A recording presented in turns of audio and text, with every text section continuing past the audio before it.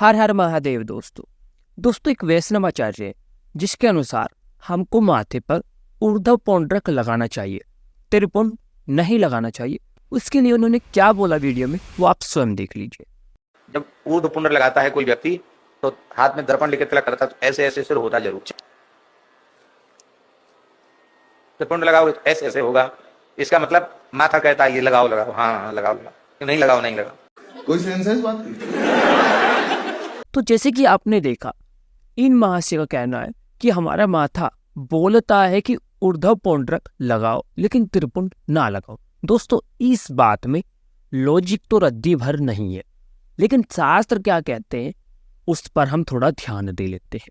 सबसे पहले हम बढ़ते हैं महापुराण स्कंद पुराण की, जो कि पुराणों का राजा हम जिसको कह सकते हैं। इसको ही हम अगर श्लोक संख्या के आधार पर देखें तो महापुराण केवल स्कंद पुराण को ही बोलेंगे। तो स्कंद पुराण के सौर संहिता के अध्याय 5 के श्लोक संख्या 13 और 14 में वर्णन मिलता है कि जो लोग ऊर्ध्व पुंड्रक लगाते हैं, तुलसी माला पहनते हैं, वो अपवित्र होते हैं।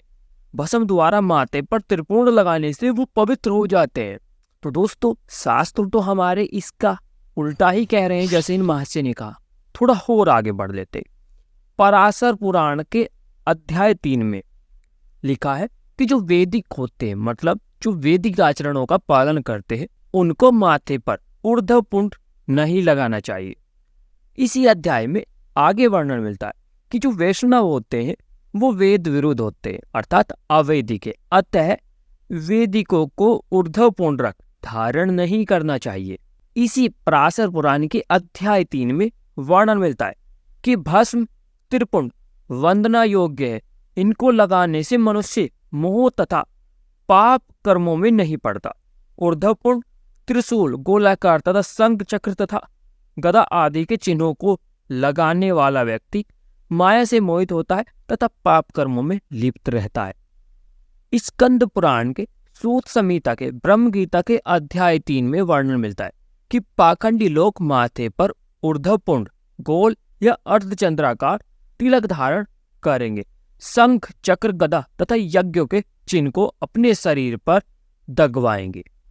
शिव पुराण विदेश्वर संहिता अध्याय 24, इसमें वर्णन मिलता है कि ऊर्ध्व पुंड्रक धारण करने वाले तथा तपाए हुए चक्र आदि चिन्हों को धारण करने वाले व्यक्ति शिव यज्ञ के अधिकारी नहीं है, वे यज्ञ से बहिष्कृत है।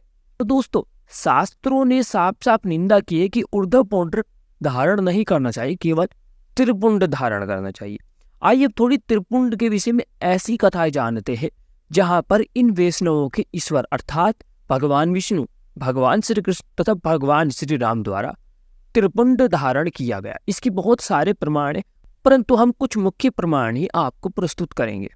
शिव पुराण के कोटि रुद्र संहिता के अध्याय 37 में वर्णन मिलता है कि श्री राम ने शिव आगमों के अनुसार विरजा दीक्षा में दीक्षित हो गए और वे भस्म तथा रुद्राक्ष धारण कर भाइयों सहित नित्य पार्थिव पूजा किया करते थे।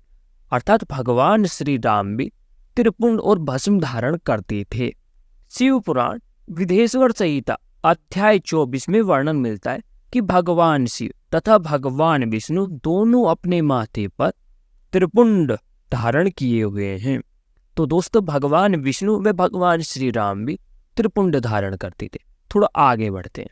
पद्म पुराण के शिव गीता के अध्याय 4 में वर्णन मिलता है कि श्री राम भस्म लगाकर भस्म पर ही शयन करते तथा व्याघ्र के आसन पर बैठकर रात दिन अनन्य बुद्धिकारी शिव सहस्त्र नाम जपते थे।